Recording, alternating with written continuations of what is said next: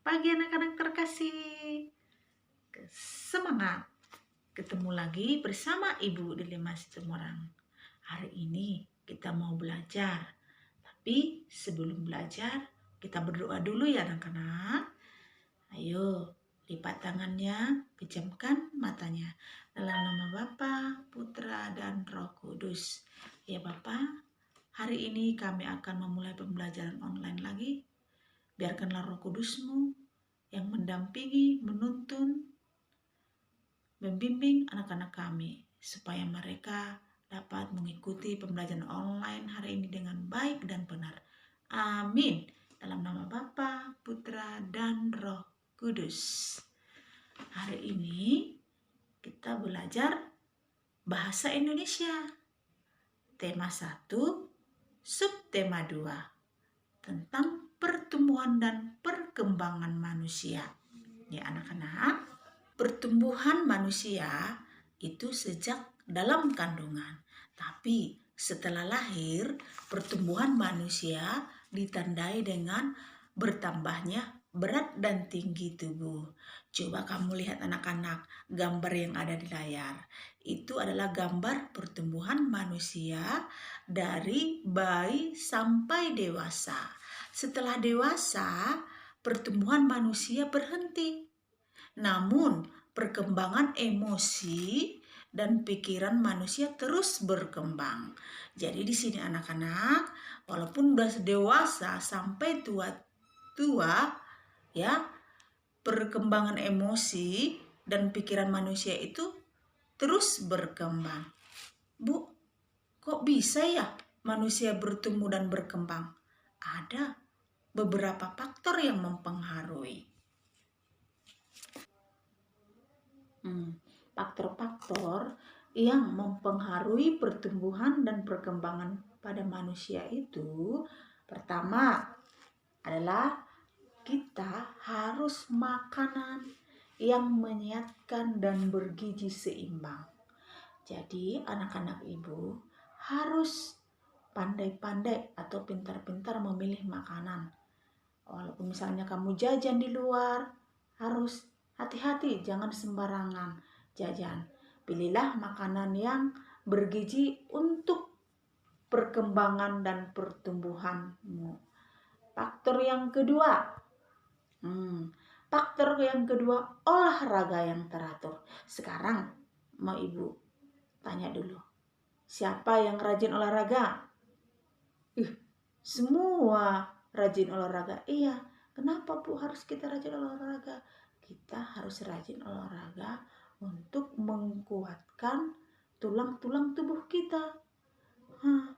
Jadi anak-anak bisa olahraga yang ringan seperti berlari, ya. Biasanya kalau kita berolahraga itu kita lakukan pagi dan sore, karena pagi kan matahari belum panas. Jadi kita lakukan olahraga pagi dan sore supaya badan kita sehat. Faktor yang ketiga adalah hidup bersih dan sehat. Ini juga anak-anak salah satu faktor yang mempengaruhi pertumbuhan dan perkembangan manusia. Makanya anak-anak kalau mandi harus pakai sabun mandi supaya tubuh kita bersih, kuman-kumannya tidak ada. Jadi harus pakai sabun mandi kalau mandi. Baru gosok gigi. Kalau gosok gigi harus pakai obat sikat gigi supaya giginya bersih. Jadi kan itu kalau kita siap makan kan ada tinggal itu sisa-sisa makanannya. Digosok supaya bersih, kuman-kumannya tidak ada lagi, napas pun wangi dan segar. Harus sikat gigi. Baru kalau pakai ramas harus pakai sampo. Rajin pakai sampo supaya rambutnya, kulit kepalanya bersih dan wangi. Jangan malas-malas ya. Mulai hari ini anak-anak ibu harus hidup bersih dan sehat. Juga rumahnya harus bersih. Lingkungan rumahnya juga harus bersih. Itu dia faktor yang ketiga. Faktor yang keempat, teret, ya, adalah rekreasi. Rekreasi ini anak-anak adalah bertamasya, jalan-jalan. Ibu mau tanya dulu, siapa yang pernah rekreasi? Hampir semua. Iya, Ibu yakin semua udah pernah rekreasi. Mungkin ada yang ke kebun binatang, berenang, ke tempat wisata yang lain yang ada di Kota Bandung ini. Kita perlu juga rekreasi supaya untuk menyenangkan hati dan pikiran anak-anak ya. Faktor yang kelima, istirahat yang teratur. Ini juga hal yang perlu kita lakukan dan kita laksanakan. Anak-anak, siapa yang malas di sini istirahat? Semua rajin, rupanya tidak ada yang malas. Nah, kenapa kita harus istirahat? Kita harus istirahat untuk mengembalikan ya tenaga yang sudah kita gunakan dalam beraktivitas. Nah, misalnya satu harian kamu sudah bekerja, belajar, ataupun melakukan kegiatan yang lain. Kan kita mengeluarkan tenaga. Nah, jadi kita perlu istirahat untuk menyegarkan kembali tubuh kita anak-anak ya. Jadi rajinlah istirahat yang teratur. Oke? Nah, itulah dia faktor-faktor yang mempengaruhi pertumbuhan dan perkembangan pada manusia. Ya. Tadi sudah Ibu jelaskan faktor yang mempengaruhi pertumbuhan dan perkembangan manusia. Salah satunya tadi makanan yang sehat. Coba kamu lihat ya yang ada di layar. Ini adalah contoh makanan yang sehat dan bergizi. Coba lihat gambar yang pertama. Gambar yang pertama itu makanan pokok. Apa saja Bu makanan pokok itu? Ada nasi, ada ubi, ada jagung, ada sagu. Ini contoh makanan pokok. Makanan pokok ini mengandung karbohidrat. Nah, mengandung apa tadi Ibu bilang? Mengandung karbohidrat. Itulah dia contoh dari makanan pokok. Contoh yang kedua. Contoh yang kedua ada lauk pauk. Iya, ini ada gambarnya daging ayam. Ibu tanya, siapa yang suka makan daging ayam? Semua mantap suka makan daging ayam. Yang merah itu apa? Daging sapi. Iya, ini adalah daging sapi. Ini juga bagus untuk pertumbuhan kita. Ada ikan, ya, banyak nama-nama ikan. Ada ikan lele, ikan mas, semua ada. Pasti anak-anak juga suka. Ada telur. Ayo, juga telur mengandung protein banyak. Ada tahu, ya kan?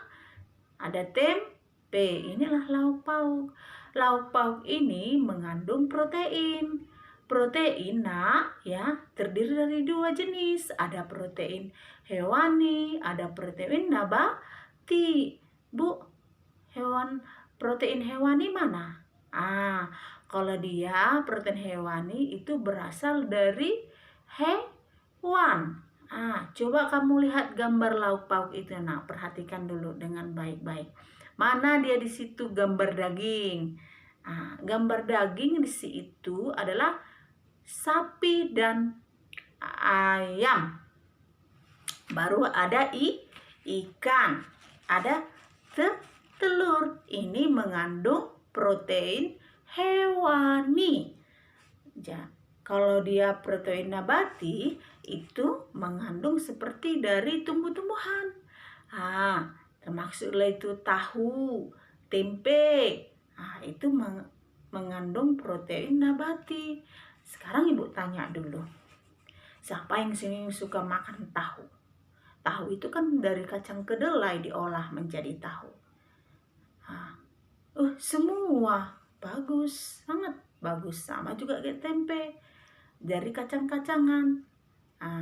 Diolah menjadi tempe. Itu dia anak-anak ya. Jadi protein itu terdiri dari dua jenis, protein hewani dan nabati. Yang keempat adalah sayur-sayuran. Coba anak-anak terkasih, coba kamu lihat gambar yang ada di layar. Jenis sayur apa aja itu? Ada sayur wortel. Siapa lagi yang tahu? Iya, betul. Ada dia timun. Ada dia sayur labu.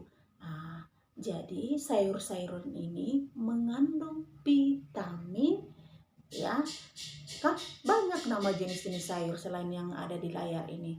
Jadi setiap sayuran itu mengandung vitamin yang berbeda. Jadi anak-anak terkasih, jangan malas-malas makan sayur. Kalau mamanya makan sayur, disuruh makan sayur, harus dimakan ya. Karena kan kamu masih kecil, masih masa pertumbuhan, harus banyak makan sayur. Ya anak-anak? Jadi sayuran dan buah-buahan itu mengandung vitamin. Nah, seperti sayur wortel. Itu kalau dicus, bagus untuk mata. Ya, jadi anak-anak terkasih, mulai sekarang yang selama ini malas-malas makan sayur buah-buahan harus rajin. Oke? Yang kelima. Coba yang kamu lihat yang kelima itu ada gambar susu. Susu ada dua jenis, ada susu kambing dan susu sapi. Sekarang mau tanya ibu dulu, siapa yang suka minum susu? Mantap, semua minum susu. Iya, harus rajin minum susu ya anak-anak. Karena susu ini mengandung kalsium untuk memperkuat tulang-tulang anak-anak. Apalagi anak-anak ini kan masih masa pertumbuhan. Jadi harus rajin minum susu supaya tulang-tulangmu itu kuat nanti kelak kamu menjadi orang dewasa. Ya anak-anak, susu ini terdapat mineral. Selain susu, ada ikan, ada sayur-sayuran. Nah, inilah dia contoh makanan yang sehat dan bergizi. Nah, mulai sekarang rajinlah makan makanan yang bergizi untuk pertumbuhan dan perkembangan anak-anak. Oke? Sekarang kita masuk penggunaan tanda titik pada kalimat. Anak-anak, tadi kan Ibu sudah menjelaskan pertumbuhan dan perkembangan manusia itu. Di situ kita ketemui beberapa kalimat. Ibu mau menjelaskan sedikit cara penggunaan tanda titik pada kalimat. Seperti contoh yang ada di layar. Ibu meminum jus pepaya. Ini adalah penggunaan tanda titik yang salah. Karena tanda titiknya diletakkan di kata jus di tengah. Seharusnya tanda titik diletakkan di belakang pepaya. Yang benar seperti yang di bawahnya. Coba kamu lihat. Ibu meminum jus pepaya. Ini baru benar. Penggunaan tanda titik yang benar. Nah, karena tanda titik di akhir kata pepaya. Jadi, anak-anak, penggunaan tanda titik di akhir kalimat. Tidak pernah tanda titik itu di awal kalimat. Selalu di akhir kalimat. Nah, seperti yang kemarin Ibu lihat, ada beberapa anak dalam menggunakan tanda titik masih ada yang salah. Ada juga yang tidak membuat tanda titik di akhir kalimat. Seperti pernah Ibu lihat menulis ringkasan khotbah, ya, baru mengerjakan soal PLH. Nah, di situ Ibu lihat ada beberapa anak tidak menggunakan tanda titik. Ya. Jadi mulai sekarang anak-anak perhatikan dan pelajari bahwa tanda titik itu digunakan di akhir kalimat. Kalau ada PR atau tugas menulis, biasakan menggunakan tanda titik di akhir kalimat. Oke anak-anak? Nah, anak-anak, sampai di sini dulu ya penjelasan Ibu tentang pertumbuhan dan perkembangan manusia. Jangan lupa ya baca catatannya. Jangan banyak bermain, menonton terus, tapi ingat belajar. Jaga selalu kesehatannya supaya kita nanti bisa bertemu lagi di ajaran baru. Ya, buat keluargamu ceria, gembira, harus selalu semangat belajar. Oke? Dadah!